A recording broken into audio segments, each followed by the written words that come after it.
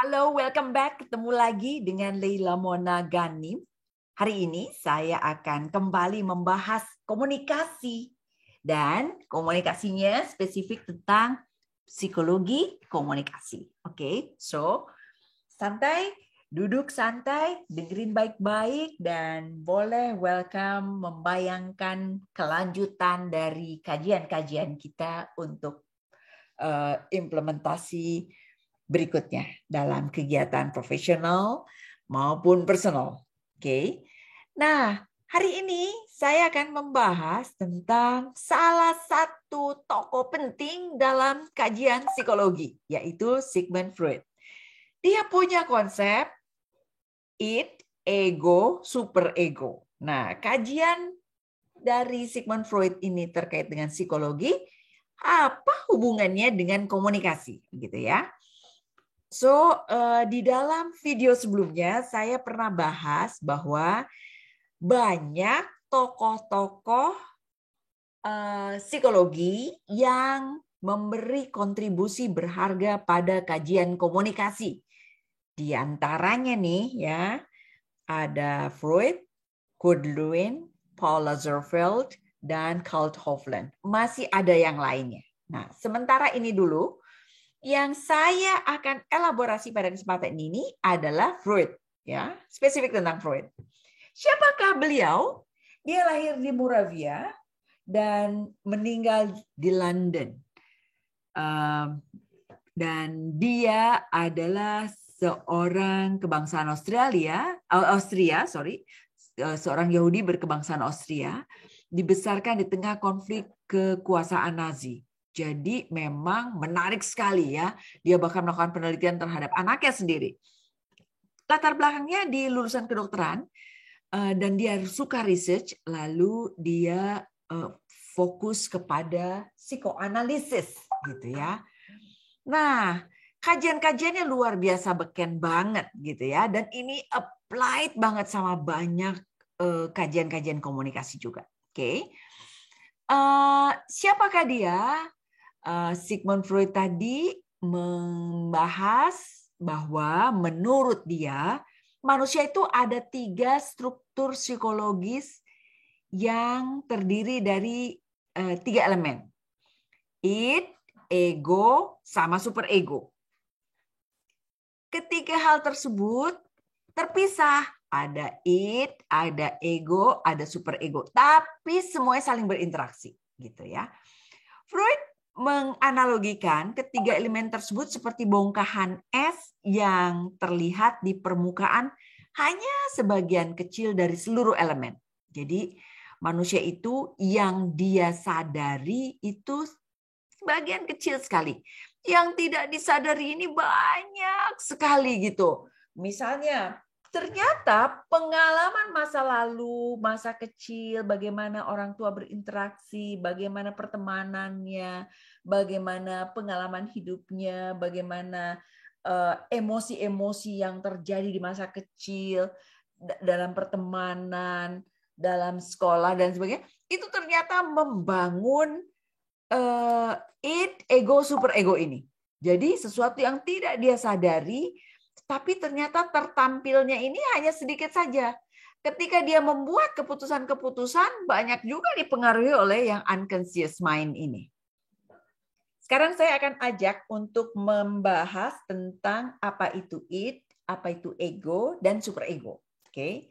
Id adalah kebutuhan alamiah manusia. Nah, ya. Orang tuh butuh apa sih? Butuh makan, butuh tidur, butuh pakaian ya, butuh kehidupan seks ya. Nah, ini mendasari personalitas seseorang. Kebutuhan dasar alamiah ini diekspresikan oleh manusia dalam bentuk ingin senang, ingin puas, ingin cepat, ingin dapat aja gitu ya. Kalau enggak sedih, sebel, marah gitu. Nah, itu dia. Jadi kebutuhan alamiah ini ada. Nah, Tetapi apakah dikerjakan langsung atau tidak, ini nanti tergantung juga karena ada 3 tadi. Ada ego dan super ego. Sekarang ngomongin id dulu. Misalnya contohnya id. Nah, kalau seseorang mengembangkan id-nya, tidak mengembangkan ego dan super egonya, gini perilakunya. Ini ada dua orang, Rudy sama Ratna. Pergi tuh ke nonton di bioskop. Nggak kenal, mereka saling nggak kenal. Nah, duduk sebelahan. Ternyata Rudy itu beli popcorn dan Ratna beli popcorn. Ratna beli popcorn sama minumannya yang gede. Rudy beli popcorn sama minumannya yang kecil. Nah, karena popcornnya gede, jadi haus nih. Karena Rudy haus, daripada dia keluar, bioskopnya nanti keteteran, artinya tontonannya nggak full gitu ya. Jadi dia ambil minumannya Ratna, diminum aja. Ratnanya kaget. Nah, itu namanya id. Kebutuhan alamnya, saya haus kok, ya udah minum aja gitu. Nah, bayangin ya kalau orang cuma mengembangkan id saja gitu, bagaimana dia bisa berinteraksi dan berkomunikasi dengan orang. Rudy mau naik pesawat karena terlambat dan sangat mungkin ditinggal pesawat, maka Rudy nerobos aja antrian, nggak peduli orang lain yang udah lama ngantri. Nah, orang-orang lain pada ngomel-ngomel nih. Ini kalau orang hanya mengembangkan id. Oke. Kedua adalah ego. Ego ini berhubungan sama realitas. Jadi seseorang berusaha memenuhi keinginan id dengan cara yang bisa diterima secara sosial. Misalnya, dia menunda dulu karena kan tadi kan mau minum nih, nah gitu ya, dia tunda dulu keinginannya untuk mendapatkan kepuasan, dia tunda dulu. Ego itu ngerti bahwa orang lain juga punya loh kebutuhan dan keinginan, enggak punya gue aja yang diselesaikan gitu. Ego bisa memahami bahwa menjadi egois, kalau dia mau egois aja, masa depannya dia dalam jangka panjang rusak deh gitu ya. Nah, contohnya adalah ini Rudy sama Ratna nonton. Oke. Rudy beli minumnya dikit, Ratna beli minumnya banyak. Rudy haus karena makan popcornnya banyak, dia mau minum. Dia lihat nih ada minumannya Ratna, tetapi dia tidak minum.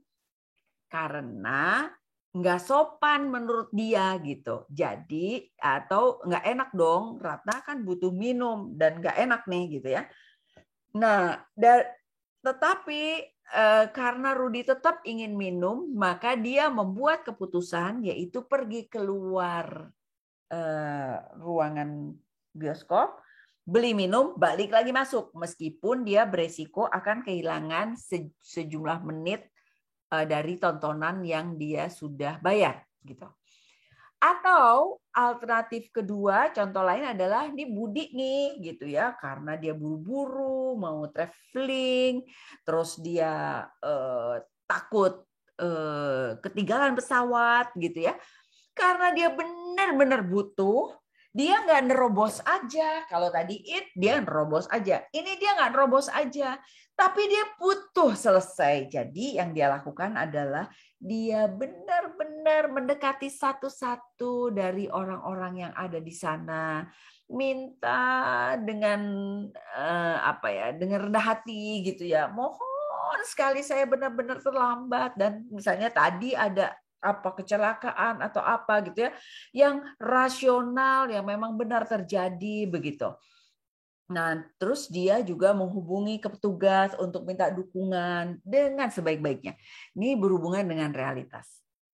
Sekarang super ego. Apa tuh super ego? Super ego berhubungan dengan aspek moral yang diterima.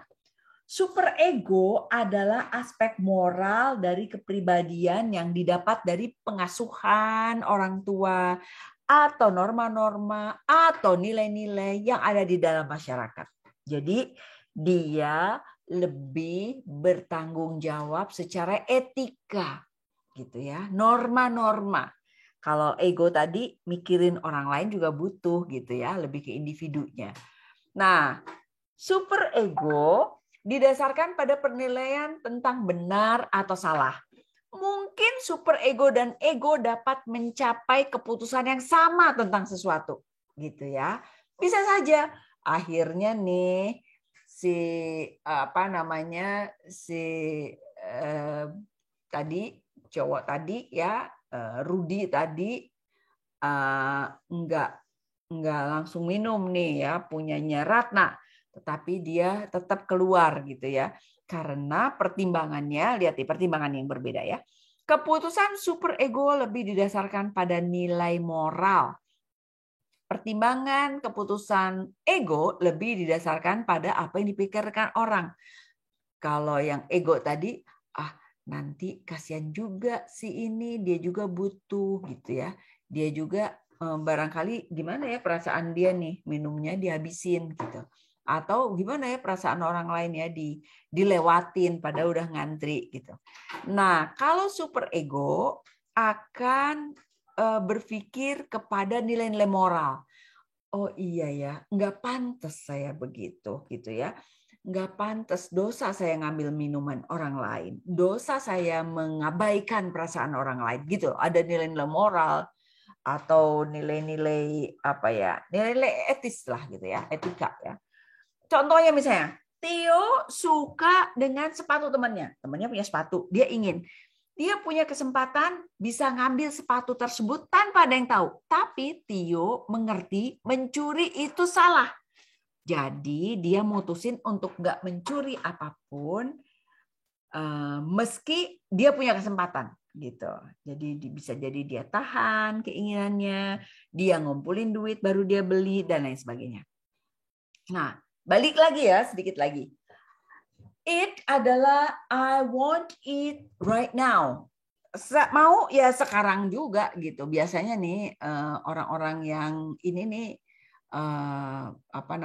perilakunya bisa jadi ya udah mau-maunya aja gitu. Ini nanti ada hubungannya sama turunan dalam kajian-kajian komunikasi lainnya. Oke. Ego adalah let's figure out a way to work together. Oh, kali-kali kita bisa ini mikirin orang lain, kali-kali kita bisa kerjasama gitu ya. Super ego ya, ini dua-dua ini ya, sesuatu yang berseberangan ya. Super ego ini good people don't think about those things. Jadi dia mikirin, oh iya.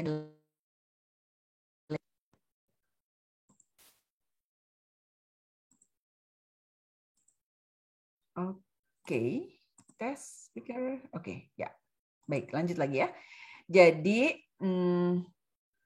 jadi akhirnya ego itu ya udah deh antara yang dari ini apa aja, ini pakai nilai-nilai, akhirnya dia ya udah deh kita gimana ya yang baiknya gitu.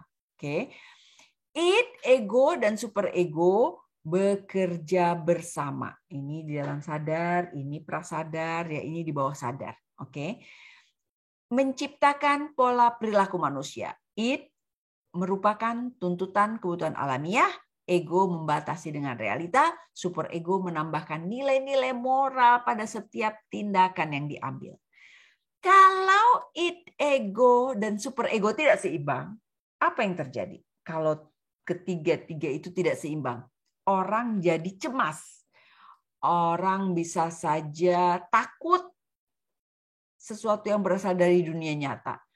Kemudian juga cemas karena ingin memuaskan id. Atau juga takut berasal dari nilai moral kalau melakukan pelanggaran, malu, merasa bersalah, dan lain sebagainya. Jadi, agar tidak cemas, ego dapat berkembang, dapat mengembangkan sistem pertahanan diri atau bisa disebut dengan defense mechanism. Jadi, ego perlu diatur dengan defense mechanism. Misalnya bisa jadi mengingkari, menolak keberadaan, ancaman eksternal atau hal-hal yang bersifat traumatis. eh, apa sih hubungannya sama komunikasi atau juga dengan produksi pesan atau juga dengan kajian komunikasi pemasaran lainnya misalnya gitu ya. Misalnya ya, para pemasar tahu bahwa insting lelaki menyukai perempuan cantik, muda begitu ya. Jadi dia jual rokok atau minum atau mobil gitu ya, menggunakan perempuan cantik yang menonjolkan daya tarik seksual. Ini juga dipakai dalam komunikasi pemasaran. Saya tidak hendak mengatakan ini benar atau salah ya, tetapi begitulah karena orang memahami it. Nah, tapi ada juga yang para pembuat pesan nih, kan ini nanti berbahaya nih, ya kan? Dia tahu nih orang nih maunya gitu, daripada nanti mengganggu nilai-nilai dan lain sebagainya. Jadi dia pilih nih iklannya atau komunikasi pemasarannya dengan yang lebih sopan. Dilihat dari realitas, dirembuk-rembuk dengan realitas, akhirnya dipilih yang terbaik dengan pertimbangan ini dan itu dan lain sebagainya. Oke. So, demikian kajian kita pada kesempatan ini. Semoga bermanfaat. Kita ketemu lagi di pembahasan-pembahasan berikutnya. Terima kasih. Bye-bye.